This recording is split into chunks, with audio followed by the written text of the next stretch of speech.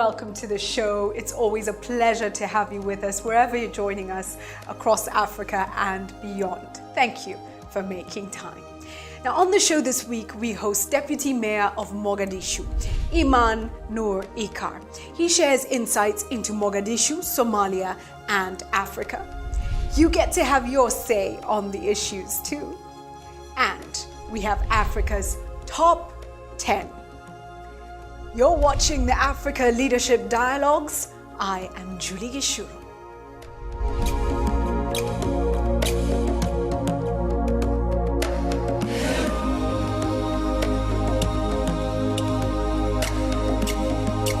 Iman Nur Icar is the Deputy Mayor of Mogadishu in Somalia.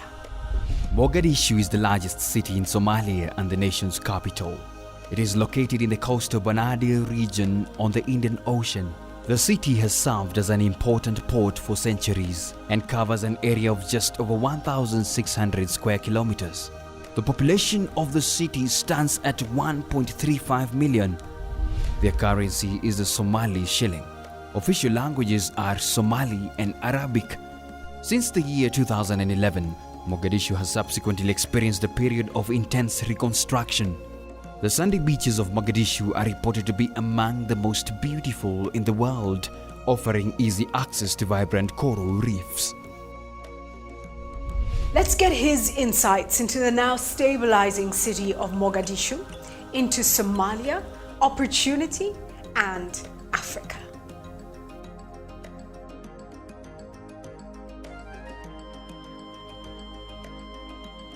Iman, thank you so much for making time for the Africa Leadership Dialogues.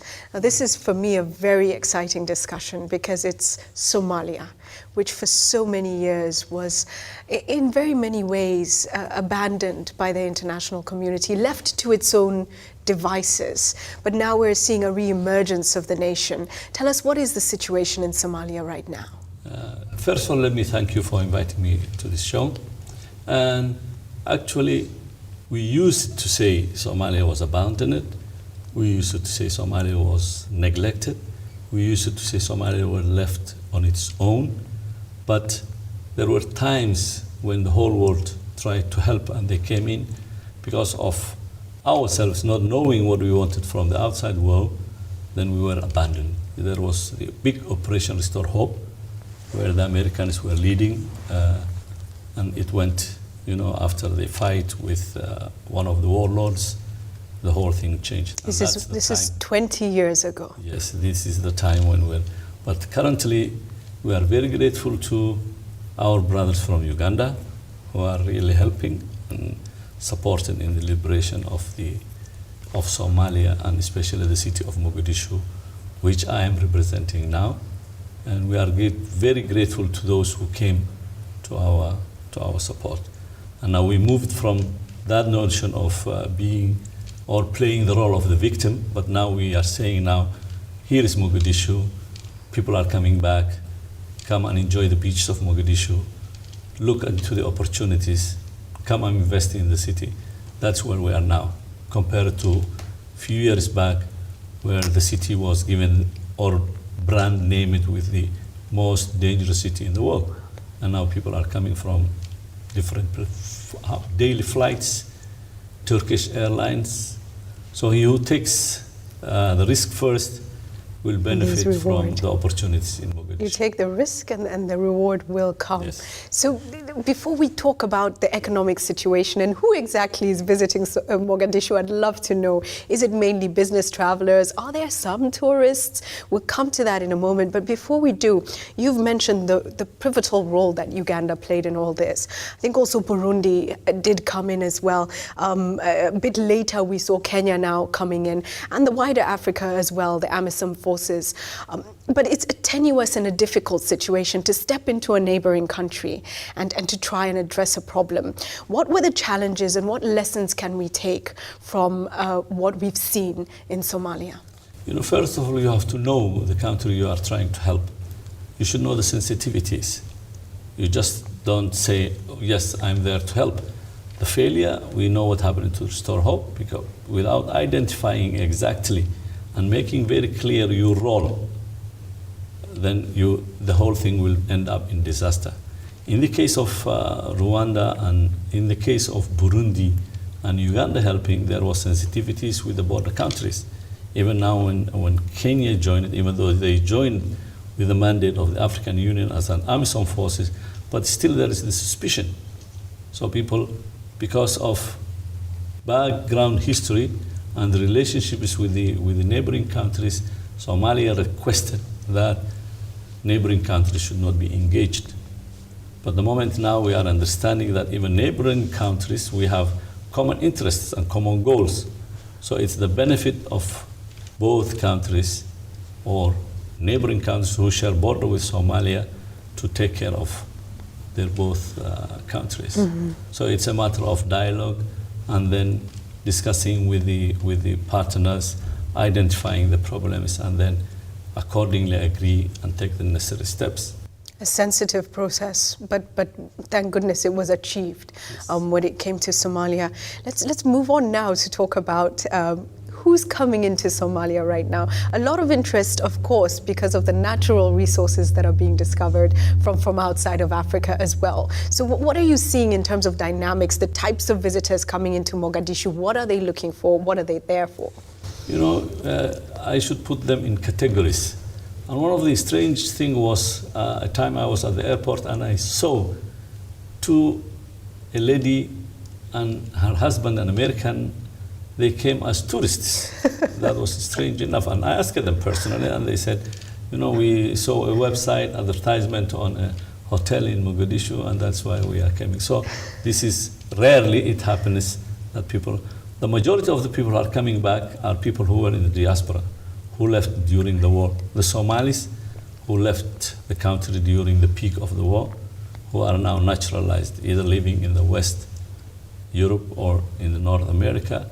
These are the bigger group that are coming back. And others, potential investors, people are coming, they are contacting us. I have been also in discussions with some companies in Nairobi who wanted to go and visit Mogadishu to look into opportunities. Mm-hmm. More we were focusing on waste to energy, recycling of, in Mogadishu, we had a lot of garbage. And then people are seeing garbage as money. Yes, potential. So it is organizing themselves, and they wanted to visit, but actually there was a time when the compound of the UN was attacked, and then things are delayed. So different people are coming. People who live, especially the Somalis who live in the West, for a long time they did not have a link with their country. During the vacation period, in July and August, it's period where people go home. They did not have at the time home to go. But now, thanks God, and we were part of it. We played a role in building the image of the city. So different categories of people are coming back. Those who are looking for business opportunities, those who want to show their kids the culture that is available, and then the others who are thinking of investing in the city. In the city of Mogadishu, I'm talking about the city of Mogadishu. That's great to hear. Iman, I want to come to your story in particular as an African, and you lived abroad for quite a number of years, in the Netherlands, I believe it was, but you came back to Somalia not when everything was stable. You made a move back, I think 4 years ago, you said it was, in 2009, still highly unstable, very dangerous. What made you leave the safety of the Netherlands to come back to Somalia? I have, actually, this is a very good question to many people are curious, and they ask constantly, what made you go back to? We as Somalis, culturally and religiously, there are a lot of challenges in the West. I have been counseling, I have been, people were visiting me to tell me their problems. Then what I was seeing is that they did not belong to that country. Single mothers with many kids, the culture, the situation in which they live, the weather, all. So it just came to me that maybe I can help better when I try to prevent those who are willing to come to the West. Show them the beauty of their country, show them the beauty of the weather they have. And if they simply work, it's a matter of working. And, I simply used to argue with, especially I was engaging with youth, I say everybody, God gave 24 hours. In Japan, they have 24 hours. They might not have the natural resource we are having. In Europe, in America, everybody is given 24 hours. So it depends on how you use your 24 hours. Wow. So Africa, they did not use properly their 24 hours. That's why we are lagging behind. So I thought, and not only me, but many others thought that they can help by coming back. They said, okay, now we can help our country. And it was, when we went back, it was very risky. And at the time was Mogadishu, the most dangerous city in the world. That was the name Mogadishu had. And now we have changed that image. People are coming, daily flights. And the best flight is the one that comes from Istanbul directly to Mogadishu, which is the first Turkish Airlines that succeeded in taking this opportunity. I think they started with 1 flight a week, and now it's 3 flights a week. So now all these factors supported our vision and idea when we were coming back to. It was a very risky moment, very dangerous, and now you can. And I will invite you to come to Mogadishu yourself so that you can see. And I will come. And I will come, and we will bring you the Africa Leadership Dialogues from Mogadishu. That would be an amazing thing to do. Let me ask this, Iman. You've touched on something that I think is of great importance, which is the cultural sensitivities, the difficulty sometimes in adjusting to the norms in a different society. With such a huge African diaspora out there, we do see many starting to come back. What do you think that says about us as Africans? Are we starting to rediscover and appreciate the African in ourselves? Definitely. There is a reason why people leave. In Somalia, for example, if I give a very clear example, people were going to the West for 3 main reasons. One was either scholarships for education, the other one was medical, when you have some problems and it's not available in your own country, and the third was either making business, trying to go there, and that was the 3 main reasons. But it never happened before in the history of Somalia, the influx that they left, a whole nation struggling. And they have reached, at least now, there are approximately 1 million are living now in either in America or Europe. And now they are understanding now their country needs them. And sometimes you will see that in the West, you are not needed. They are technologically advanced, and it's the same thing for Africa. Africans who have left, now they are seeing that their country, there is potential in Africa as a continent. It has a potential. The economic opportunities. Exactly. That's why mostly we, unless there is a civil war, people are, even today, hundreds are losing their life crossing the Mediterranean to the West. These people, nobody is giving them the real picture. Nobody is giving them the real picture that it's not worth to take that risk, because now people are coming back to Africa to make a living. Even sometimes when we joke, we say, now it's time for Africa. Europe will come, and 100 years ago they came, colonized, and now maybe they will come and see the richness of Africa again. So this potential we have, it's just the mindset and how we are thinking to prove to the world that it's Africa now. Stay with the Africa Leadership Dialogues.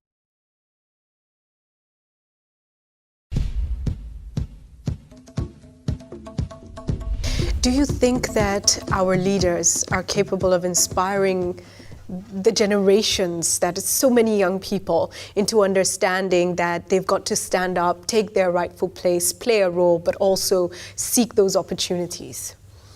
Actually, if you look back in the 70s, what we have witnessed in the African history, we had a very charmant leaders. One of my favorites was Julius Nyerere. I liked Julius Nyerere at the time. Kwame Nkrumah, Pan-Africanism. They were the ones who worked at the time, when they have seen that Africa should be free. They fought the colonialists, And then after the liberation of Africa, when Africa became free, the first thing that came into their mind was, how could we unite Africa? That was when the Organization of African Union was set up, and then now evolved to the African Union. And still there are some leaders, I don't want to identify one or two, but there are leaders. The other thing is Nelson Mandela, who is still alive. Still with us. And there is Museveni, there is Paul Kagame, also of Rwanda. Rwanda is my favorite city. Kigali? Kigali is my favorite city, and I have met many times the mayor of the city. So you will see that there is potential in Africa, and there are some examples. Kigali is one of the cleanest cities in Africa. We used it to be. Somalia, Mogadishu used to be in the 70s, the same thing. So now we have to learn from one another. The success stories that's available in Africa should be utilized. There are young generation. I have, during my tenure, the period I'm here, I traveled to many African countries, and I have met young generation who are angry, who do not see the way the old generation used to. We are now in information technology. There are the young generation, there is the social networks. So the fact is that now it's time for change. It's time for thinking the other way around, that we have the potential, we have the people, we have the resources, and it's just utilizing executing, implementing. Let's talk about planning and cities. You've just mentioned Kigali, which is indeed a very clean city, and that is by design. It's not at all, by chance. I'm told Harare is one of the best planned cities on this continent, if not further than that. And in terms of planning, there are many cities like Nairobi that is just sprawling and growing so fast. What do you think Mogadishu is going to look like in 5 to 10 years from today? And what is your focus when it comes to the issue of planning? It's a good question that you are asking. It's just a coincidence because we don't know what we are trying to do. We have established it after 20 years, the urban planning department. Okay. 20 years of nothing, and now it's in place. We have set up a planning department that can map the city, because there has been a confusion. Imagine a city, a lawless city, where people could do whatever they wanted to. We have signed a protocol of twinning with Istanbul. We say we want Mogadishu to be a small Istanbul, little Istanbul. Istanbul, you can imagine a metropolitan city that is so advanced. So we are getting these opportunities, and we are coming up with a master plan that will make the city so people will be confident that they can come and live in a city. We have very beautiful beaches. I like the design with this resort, and we are having the locations, and it is just inviting people to come in and invest, and then a proper planning. What I see Mogadishu would look like is, I will not say flyovers, I will not say big roundabouts, but I see a very peaceful city that live together in peace and harmony, where businesses will flourish, where people who would like to invest in Africa will make their choice. And that was how Mogadishu used to be, how Mogadishu treated the guests, very respectful. That's where we are looking into. So the foundation would be the stability and the peace. Security, a key factor here. What is happening with respect to security in Mogadishu right now? It's ups and downs. We have reached a success when it comes to simply by doing very little activities. One classical example was lighting the streets of Mogadishu with solar lighting. And then immediately people saw life evening life which was missing the last 21 years, kids playing in the evenings. And then, you know, taking precautions in every district. So you know who is coming in and out in that proper district. Cooperation between all stakeholders when it comes to security. The police are working, functioning properly. The national security agencies are functioning properly. And the locals also. Now, people are understanding that they need peace and security. So, and it's every now and then something happens, but still. But it's pockets. Yes. It's not the common, it's not the norm. And it's very dynamic. If you go to the city of Mogadishu, you know, something might happen and life continues. And even the last 2 years, there is improvement. We are seeing improvement. The city is liberated. We are not talking anymore of Shabab. But incidents, you know, it can happen anywhere. Even at Atlanta, you have seen what has happened. Yes. Even in Kenya, which Tanzania, we see Nigeria struggling with a lot of these issues. Let's talk a little bit about your vision for the continent. Where do you see Africa? How long do you think it will take to get to your ideal Africa? And what would your ideal Africa be? First of all, I think that I'm Pan-Africanist. You know, as Africa, as continent, sometimes I joke with friends and say, I tell them I want to become the king of the future Africa. A Gaddafi syndrome of sorts. Gaddafi has made some mistakes, Yeah. but you know, the thinking was quite well. Africa, to see a united Africa where you can travel. And I believe even before 1884, Africa did not have boundaries, I think. Yes. So it was after the colonization that these boundaries were set. Sometimes our leaders say African problems and African solutions. I think it's not that. It is Western problems induced to Africa, and then we are seeking solutions ourselves. They have created the problems, and they left Africa on its own. So what I'm seeing in Africa is Africa which is open to itself. This forum which we are attending now is opening Africa to Africa, which is a very classical step. So charity begins at home.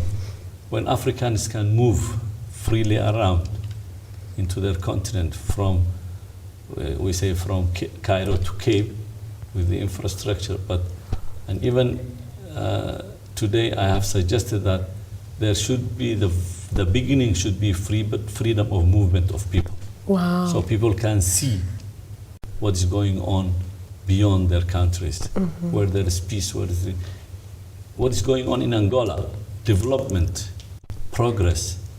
The civil war is gone, and you know, we are not in the Cold War era. So this is how Africa should rethink.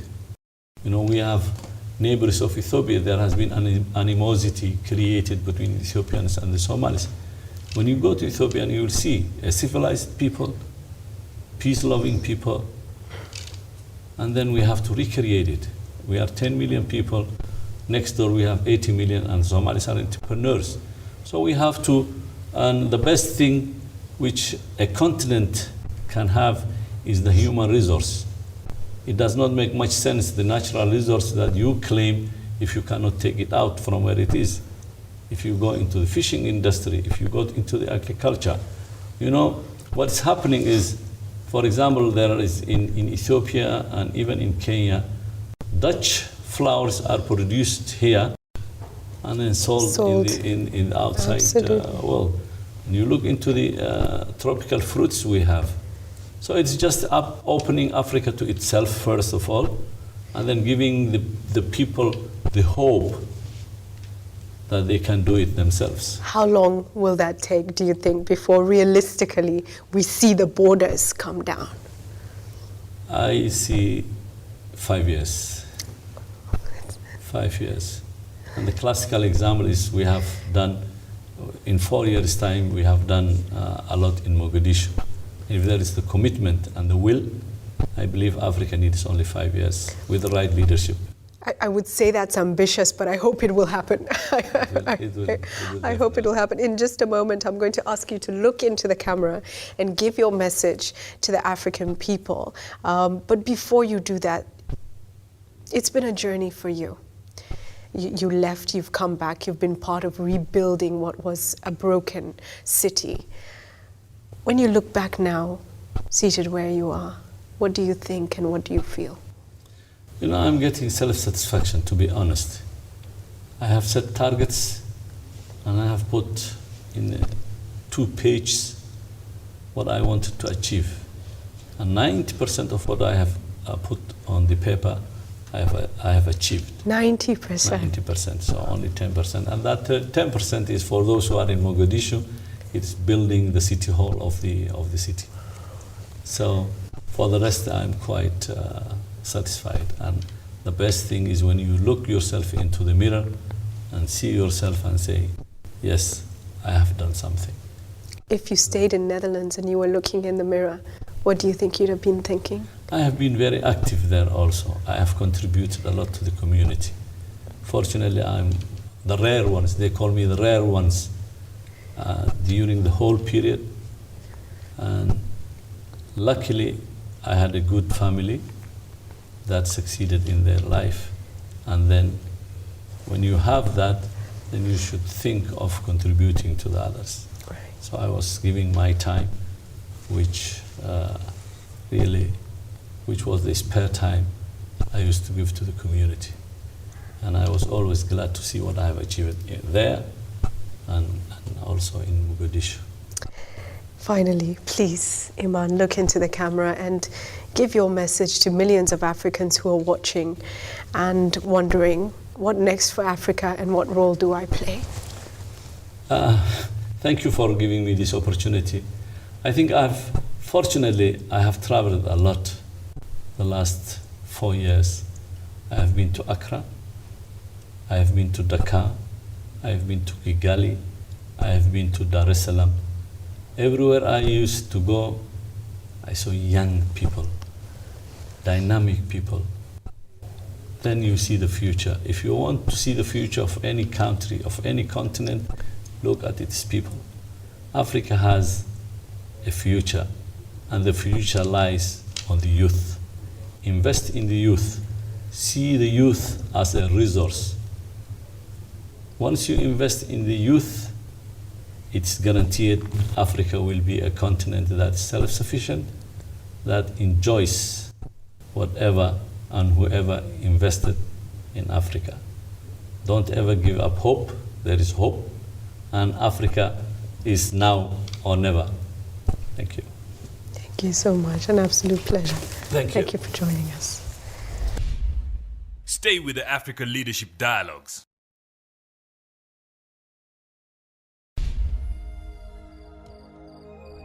My name is Iman Nur Icar. I am the Vice Mayor of the city of Mogadishu. You are watching the Africa Leadership Dialogues.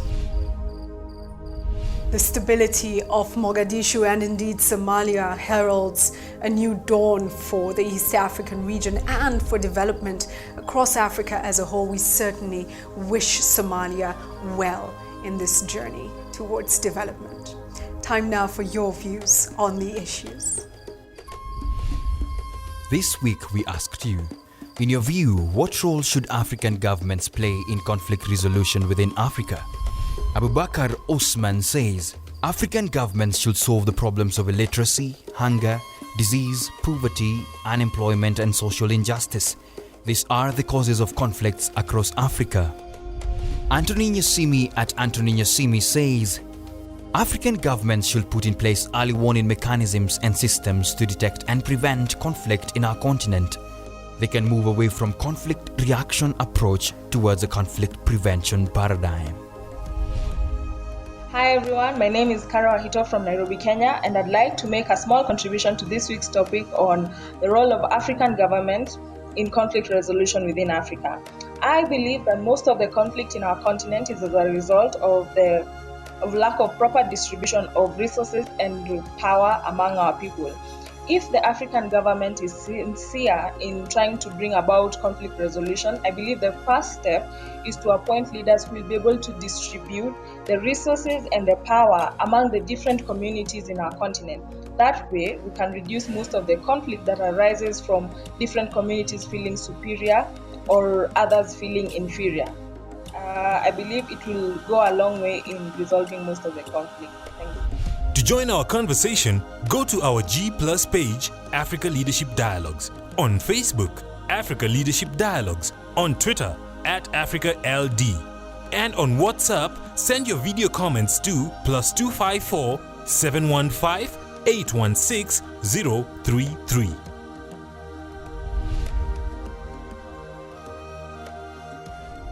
And now, Africa's Top 10.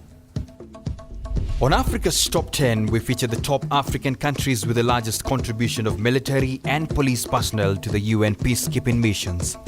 Starting us off at number 10 is Niger. This landlocked country has contributed 1,097 military troops and 37 police officers to the UN operations, thus having contributed a total of 1,134 personnel. The West African nation is ranked at position 19 globally. At position 9 is the Republic of Tanzania with a contribution of 1,316 personnel to the UN operations. 1,180 of these are from the military, while 136 are from the police division. The East African nation is ranked 18th globally. Morocco comes in at number 8 on our countdown with a global ranking of 17. The North African state has contributed 1,577 personnel, all from the military division. Taking position 7 is South Africa. It has contributed 1,745 military personnel and 336 police personnel. This brings their total personnel to the UN operations to 2,081. South Africa is ranked at position 14 globally. Senegal stands at number 6. The West African nation is ranked at position 13 globally and has contributed 2,127 personnel to the UN operations. 2,101 of these are from the military, while 26 are from the police division. Coming in at number 5 is yet another West African state, Ghana, which is ranked 10th globally. Ghana has contributed 2,550 personnel from the military and 259 personnel from the police division. Thus, its contribution is a total of 2,809 personnel to the UN operations. At position 4 is Egypt, which has contributed 3,095 personnel to the UN operations, all from the military. It is ranked 9th globally. Rwanda takes the number 3 spot with 4,686 personnel. 4,469 of the personnel are from the military, while the remaining 217 are from the police division. The East African nation is ranked at number 6 globally. Coming in at number 2 is Nigeria, which has contributed 5,463 personnel to the UN operations. 5,159 are from the military division, while 304 are from the police division. The West African state is ranked 5th globally. And topping our list this week is a country located on the Horn of Africa, Ethiopia. The country has contributed 6,498 personnel to the UN operations. 6,158 of the personnel are from the military division, while 340 are from the police division. Ethiopia is ranked 4th globally. And that's Africa's Top 10 this week. We close this show with the words of Thabo Mbeki. As Africans, we need to share common recognition that all of us stand to lose if we fail to transform our continent. I look forward to being with you again next week. Blessings to you. Blessings to Africa.